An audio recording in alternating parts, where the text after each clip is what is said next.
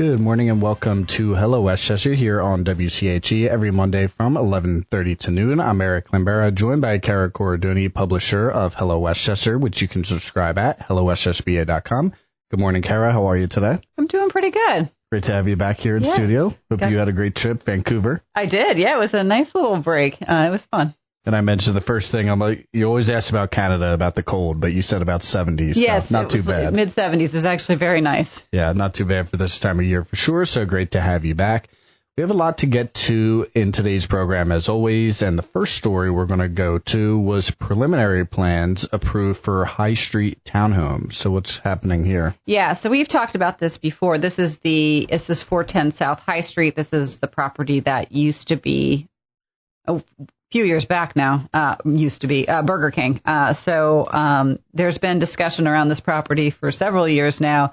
Initially, the plans had called for apartments at this location, but there was some pushback to that plan from residents and neighbors. And after some back and forth, developers went back to the owners of the property and came up with a plan B. It was this townhome development. So second option is 42 townhomes on the property that faces High Street as well as Dean and Price. This has went through Planning Commission. People seem to be much more supportive of this idea.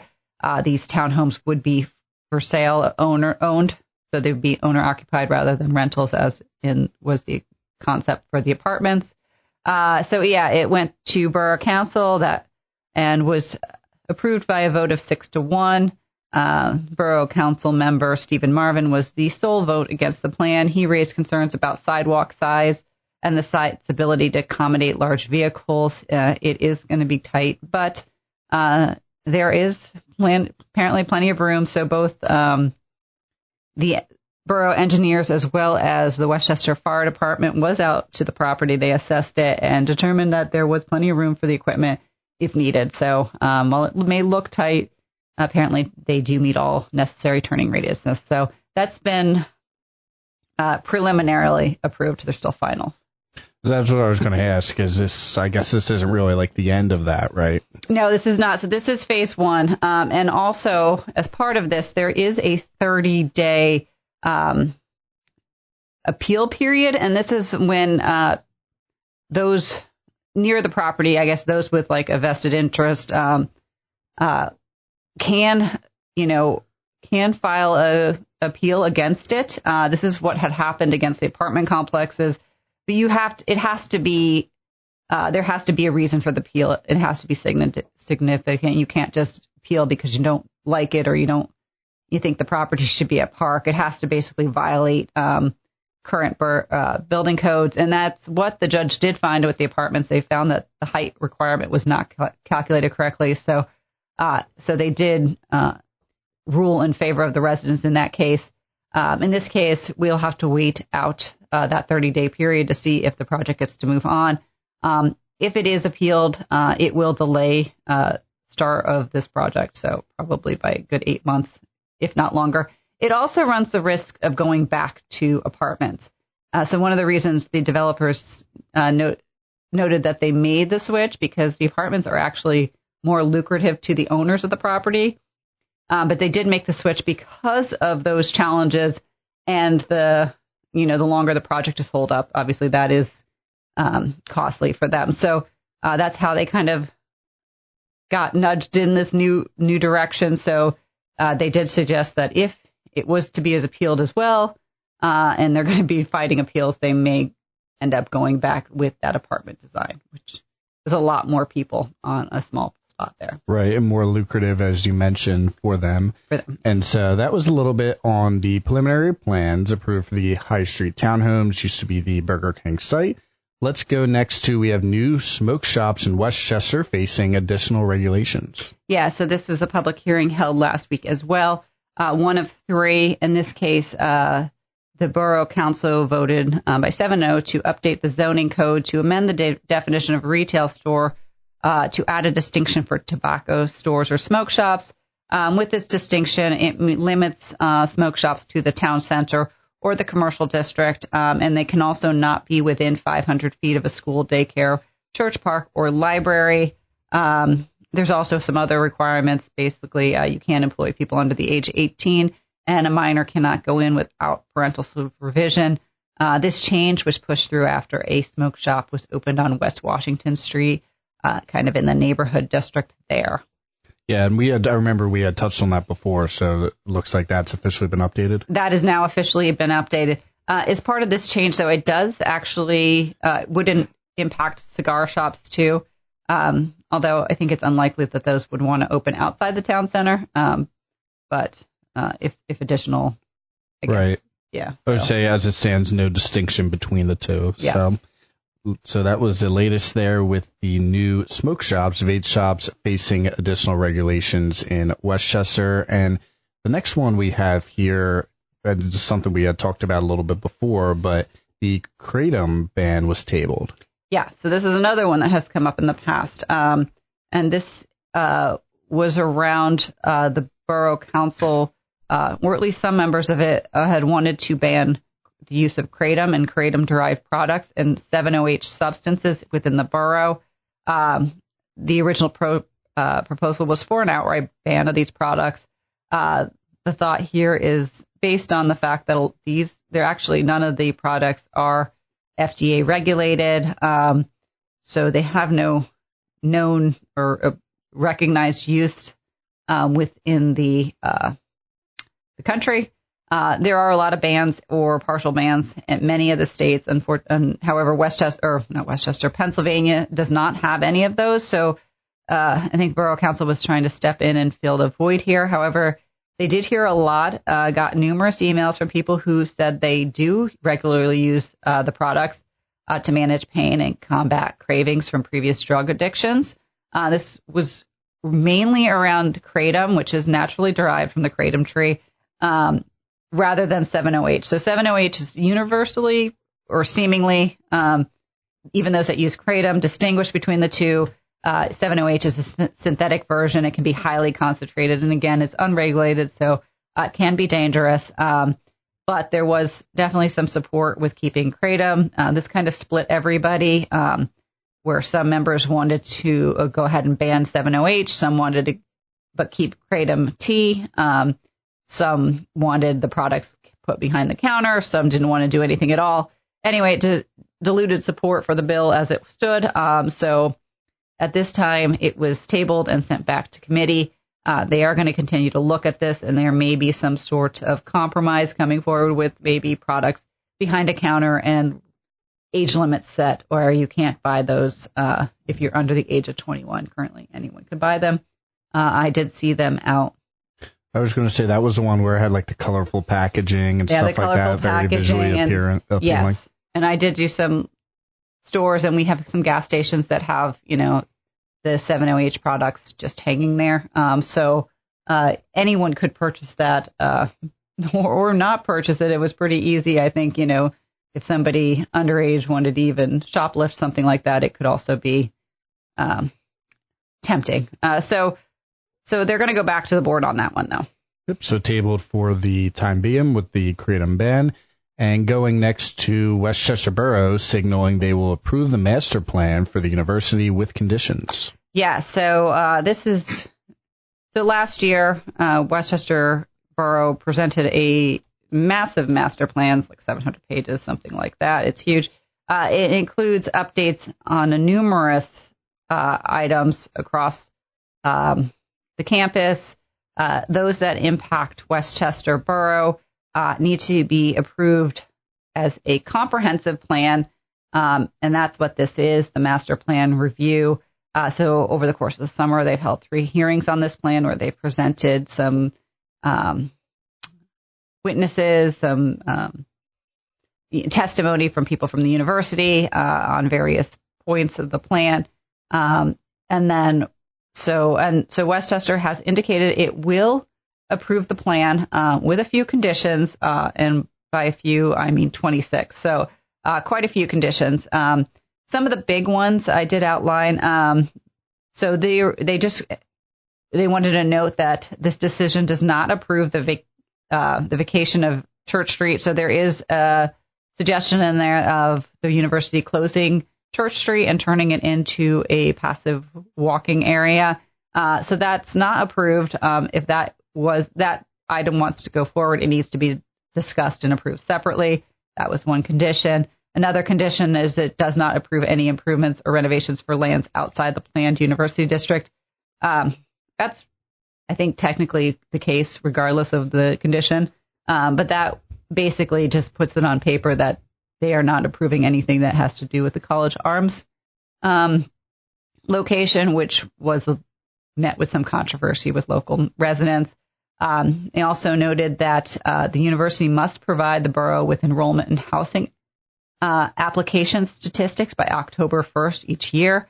The report needs to include the number of students living on campus in on-campus housing, the number of living in off-campus housing, the number who commute, and also the number of applications that they received for each. And I think this is primarily about the on-campus housing, but just kind of a continuing monitoring of demand, what they would like to see versus what is fulfilled. And they also note that if the enrollment increases by 5% or more over the provided projections, the university will need to seek approval again. Westchester University has indicated throughout this process that they're trying to keep their enrollment static.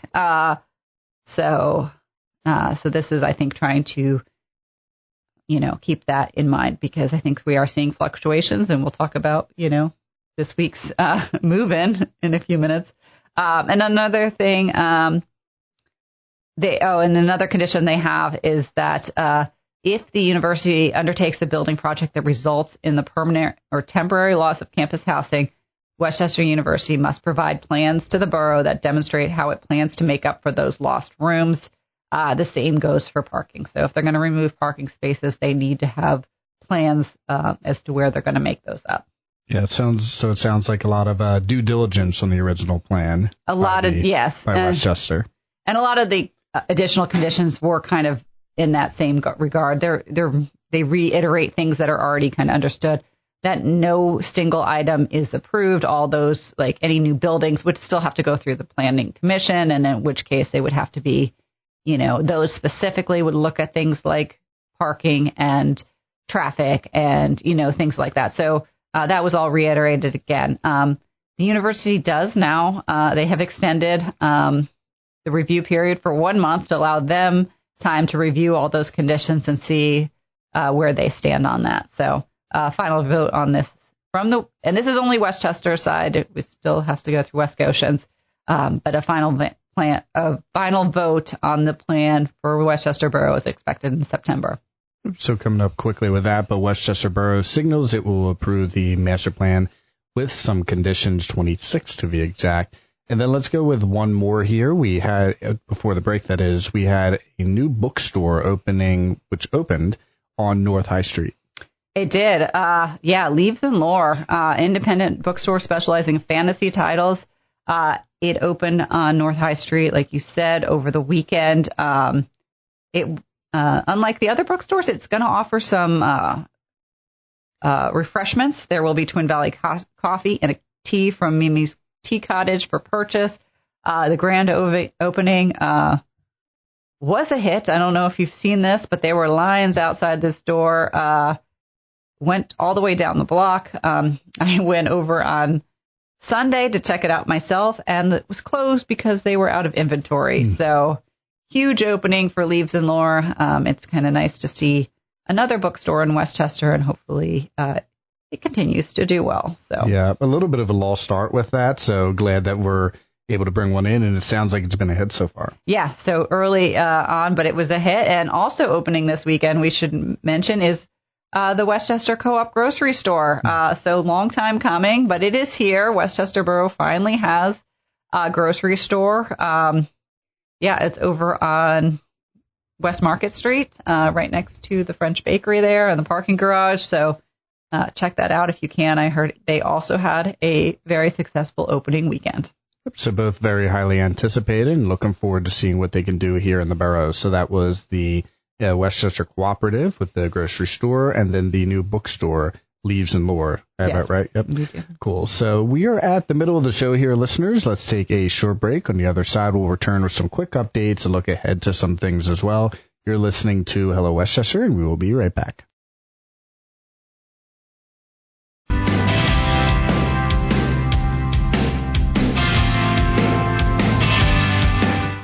And welcome back to Hello Westchester. I'm Eric Lambera, joined by Kara Corradoni, publisher of Hello Westchester, which releases every Friday. You can subscribe at hellowestchesterpa.com. So picking up where we left off, we had some quick updates to get to, the first being Borough Council approving a raise for future members.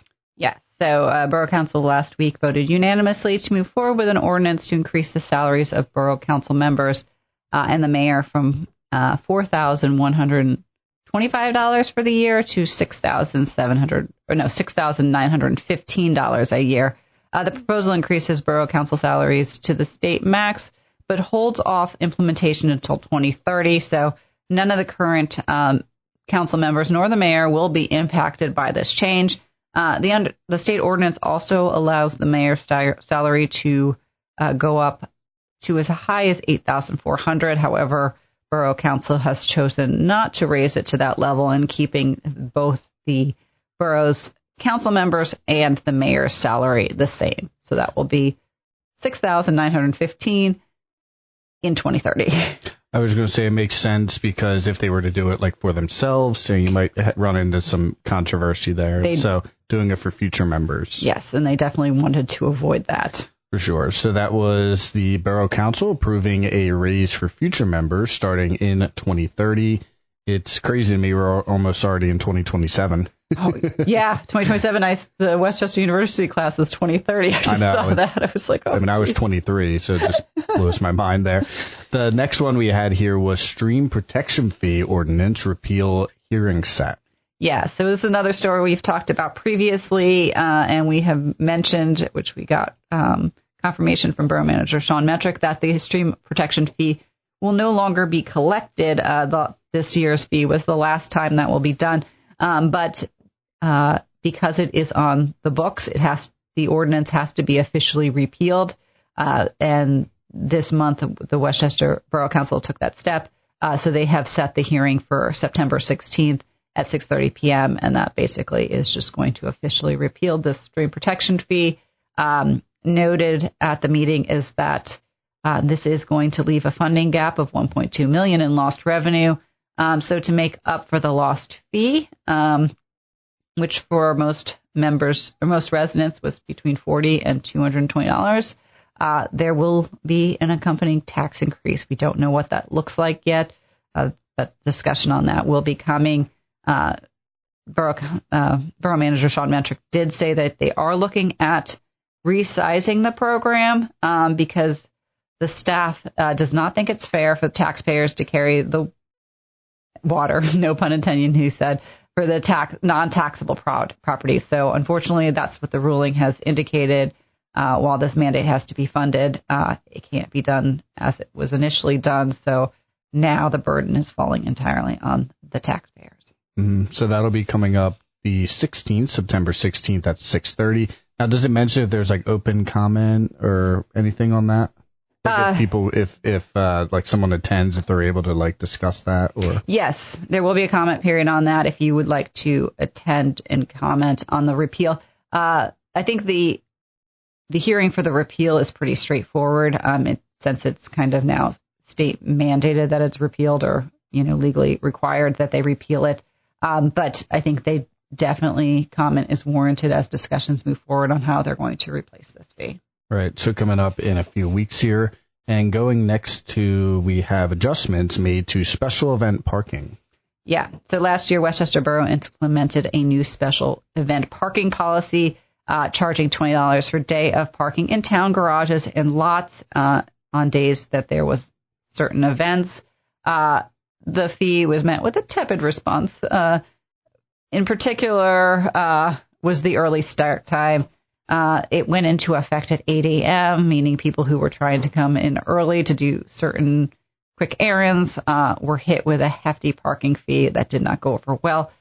So they are modifying that. They have changed it to 2 hours before the event. That's when the fee will go in, except for the Christmas parade. But they did change that as well, and it will go in effect at noon, so not 8 a.m. So hopefully that will help re-level that fee.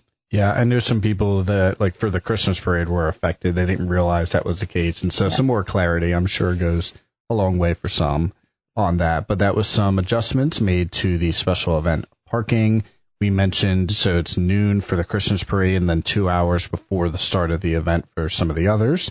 Let's go over next to Borough Council defines a truck. Yes, so one more change that happened this week is they approved the definition of a truck in Borough Code Chapter 104. This is vehicles and traffic.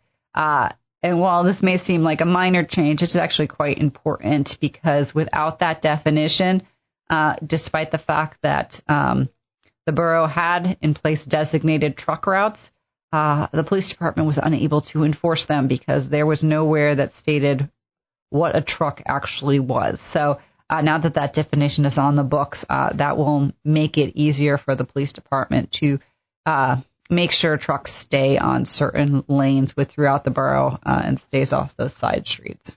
Yeah, so a vehicle over 45 feet in length, weighting or gross combination weight in excess of 17,000 pounds. Yes. So yeah, it's not your Ram Ford truck. It's the big guys. Yep. So that was a little bit on the definition of a truck for Borough Council. And West Goshen, let's go there, keeps their trash collector. Yes. So the decision to keep Republic Trash as the collector in West Goshen followed a competitive bidding process. There was 2 companies who submitted proposals, but the Republic Services emerged as a lower cost option by a wide margin. So currently West Goshen gets trash pickup twice a week.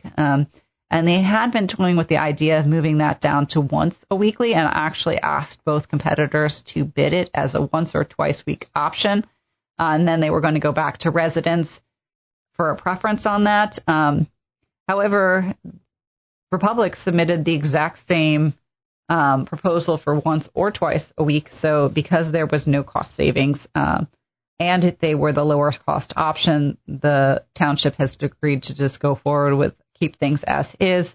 And this is so they approved the 3-year contract with Republic for $7.04 million. This is an increase over current agreement. So roughly a 9.6% rise in trash and bulk collection costs. There will likely be a increase in the current waste and recycling fee starting in 2027. They're estimating that to be about $10 more per household per quarter. But as the budgeting process for the year has not gone forward yet, we don't have those exact numbers, but somewhere in that range. Right, and that was courtesy, I believe, of West Goshen Sunshine, right? That was West Goshen. That was Margie, yes. Yep, so that was news there. So it looks like they are keeping the twice-a-week trash pickup in the meantime. Let's go over to Westchester, back to Westchester, getting a new deli bagel shop, Jewish deli location. Yeah, so some people have been asking for a nice deli in Westchester. It looks like we have one on the horizon. It's still early days as they're still getting their signages approved, but it looks like Call Your Mother Deli is coming to Westchester at 16 East Gay Street. This is the former location of Classic Diner and Ula Bowls, and there was something in the middle there too that didn't make, and I already forget what they were. But so hopefully this will have more success at the location. But I do know a deli has been asked for, so some people should be excited about that one. Yeah, the Ula Bowls was quick. I didn't even realize they closed. Yeah, that was a quick one, and yeah, so this location for some reason is struggling. I'm not sure, but this seems like it could be a good fit for there. All right, wishing them the best of luck with that. So that was the hopefully third time's a charm with that location. Going next to, Westtown's Historical Commission gets a new position. Yeah, so as you'll remember, we talked about it last month, I think. Westtown dismissed its entire historical commission in one foul swoop Well, they are back, and they are reforming as the Westtown Brandywine Historical Society. The group is made up of all 6 members of the former Historical Commission, and they already have some events planned for fall, including a hike and historical tour of Craybilly Preserve, a new historical book club, and a presentation on the Darlington Inn, the 19th century property that may have been at the heart of their demise. Right. We mentioned that before, so that was a little bit with the Historical Commission. West Chester University's back. We touched on that a little bit earlier, but the university back in full swing. Yeah, today, first day of classes for fall 2026. Over the weekend, West Chester University held a 2-day move-in event and welcomed more than 3,000 first-year and transfer students to the campus. And as we said, the classes begin today. So they're back. And they were back. All weekend long, we saw students everywhere. Prepare for the traffic now. Yeah. One, coming in and out of West Chester. But great to have the students back here in West Chester, certainly.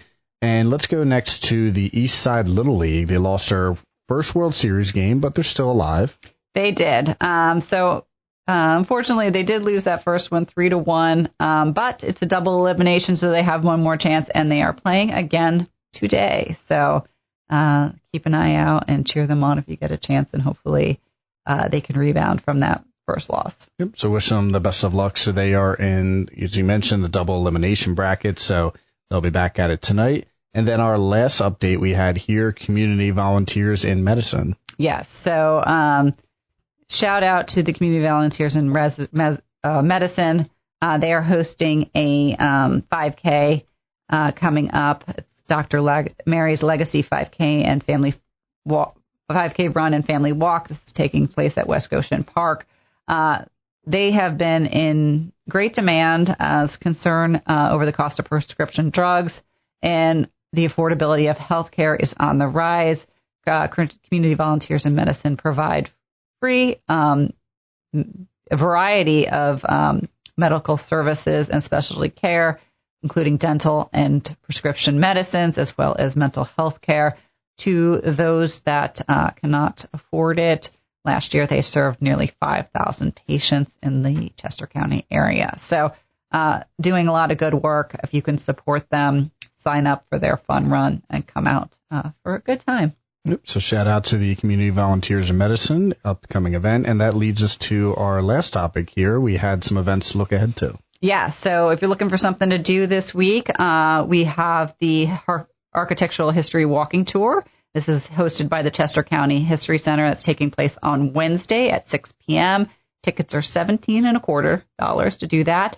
Then on Friday is the Westchester Craft Club. That's going to be held in Marshall Square Park from 6 to 8 p.m. It's free. Just bring your craft and join fellow crafters for 2 hours of creativity.